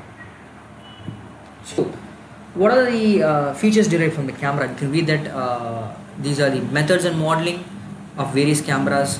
Like the thing is that if we go deeply into it, it's a very big topic. I think I'll be explaining this lot about these things, like a lot of features are involved in my fourth part, like a lot of lens distortion and sensor noise pattern I'll be explaining. I'll just give you a small thing, what are the features of a camera. See, each part of camera, it leaves some side of, if you take a picture, it leaves some signs of signs of tampering in that image, identification in that image. And these particular identification are called camera artifacts. What is this camera artifacts is that they can help identify which camera took the picture, or if the image has been tampered with. So these artifacts, what I'm talking about, I'll be explaining it more in my fourth session. There are lot artifacts that are like, one is called lens distortion, sensor noise patterns, PRNU, then color filter array, CFA, JPEG compression artifacts. Lot of things are there. Optical systems and focus characteristics. I think so. Yeah, not sure. Focus characteristics, I think so. So these are some of the artifacts that the camera has. Camera artifacts are there. So a lot of these contents will be explained in my fourth, because no time for this now. And another thing is that how do these features, these camera artifacts, help with the tampering detection? They find any source of tampering. See, if experts find any differences or any inconsistencies in these particular artifacts, what I talked about, it can help. It can choose that the particular image or the particular evidence what we are handling has been altered or tampered. In simply, for example, I can explain, if the noise pattern, there's an artifact called PRNU, if the noise pattern of that particular picture doesn't match what expected for a specific camera, it could particularly mean that the image was edited or tampered, or that parts came from different sources of the camera. So that's how. If we go deeply into that, it will be a very big topic. And also these artifacts, camera artifacts, they help the images to give more authentic opinion, and can also pinpoint like what camera did that evidence come from. So they play a crucial role in verifying the authenticity of images and also for identifying any signs of tampering in that image. That is what this camera artifacts is about, and how it helps to detect tampering detection. You can read all these phrases in that. It explains the same meaning. And finally, we're coming to the camera architecture and the digital camera structure. Yeah.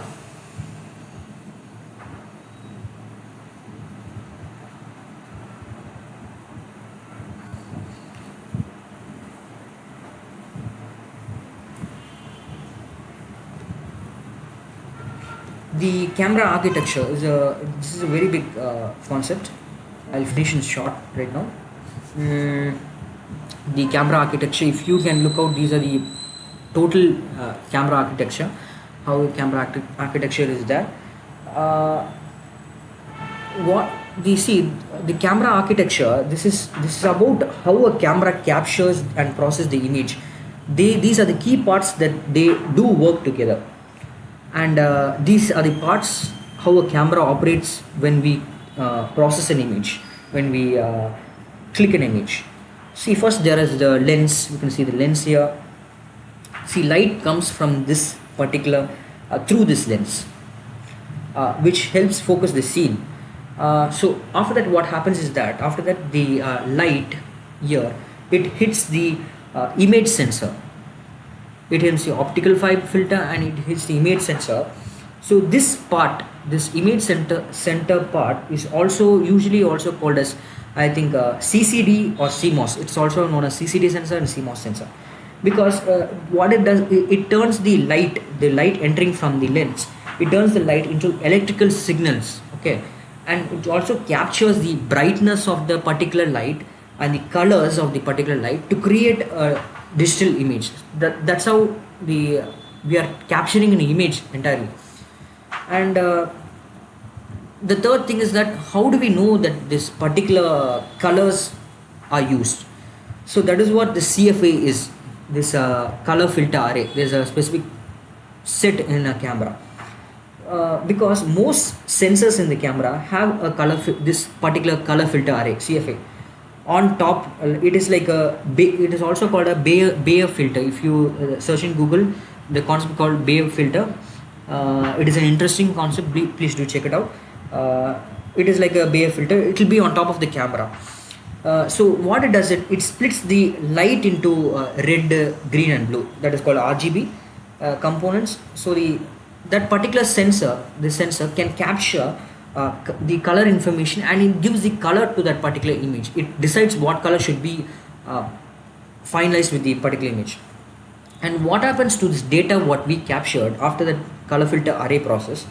Next, what happens is that the image, the raw image processor, it takes the image, it takes the raw data from the sensor, and what it does things like color corrections, it does things like sharpness adjustments, and it also compresses the entire image into a format like JPEG, whatever formats we have. It processes the entire image and compresses the image into a single format.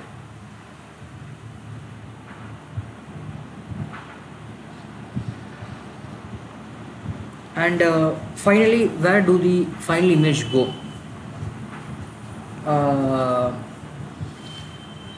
After this compression process, I mean the color corrections of that particular image, the sharpness adjustments of that image, and the compression of the image into a format in JPEG format, where do these final image go is that the processed image, this post-processing takes place. The processed image is stored in the camera's memory.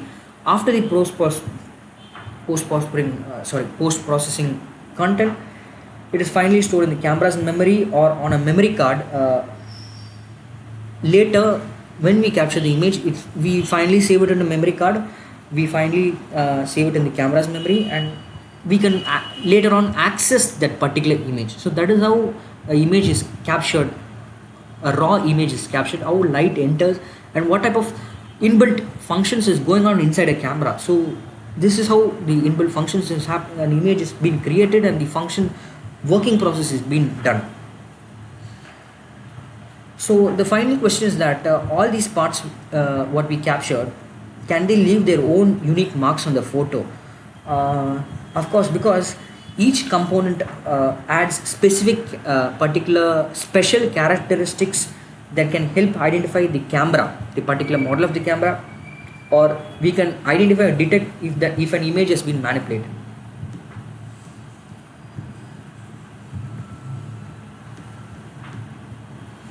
And of course, I explained about the CCD CMOS also. I told you that when light hits a special flat surface, also called as CCD or CMOS, you can look here. This is how the process takes place. The real world scene. Now I explained this lens, how it has been converted into optical filter, and how it has been color is being placed in the image. How it color corrects everything using the CFA pattern, and at the end. The CCD CMOS, how the light hits the flat surface called CCD or CMOS. This surface is made up of like tiny points. Like if you see, it is made up of tiny points that are sensitive to the light. And when the light particles called photons, basically when we capture all the light particles are called photons, it strikes the sensor of that particular thing. Then what they do is they turn the light into electrical signals. So these signals only becomes like digital images, because that's when it's also called as AD converter. If you see here, these signals, these photon counts, that's where the AD converter comes in. It takes those electrical signals and it converts them into digital data that the computer can understand.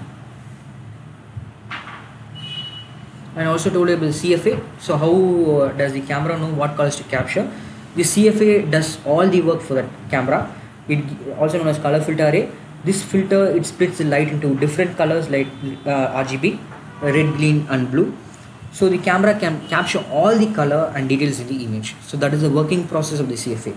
So all these working points of a camera, it works together and finally it gives you a good digital picture, a final result of the digital picture. True, because all these beautiful working functions, they all play a beautiful role in transforming the light, the photons, into a beautiful digital image. That is how we capture a particular image, giving you great memories for that image. And finally, there are like lens aberrations and sensor pattern noises in a camera. I told you some of the signs and identification when we create an image will be. So these lens aberrations are like small flaws in the image. It is caused by the camera lens. What they do is that they can make parts of the picture, it looks like blurry. If you see the picture, when we see the lens aberrations, that it can make parts of the picture look blur, not proper, blurry, or it will be like, what can we tell the word as distorted. Yeah, right, distorted, especially around the edges of that picture. So that is how lens aberrations happen in a camera. And why does it happen? This lens aberration happens is that it happens because the lens doesn't focuses light properly, perfectly, when you capture the whole image. So some areas end up not looking as clear as others. So that is what the lens aberration is about. These are some of the features from the camera. Another thing is the sensor pattern noise.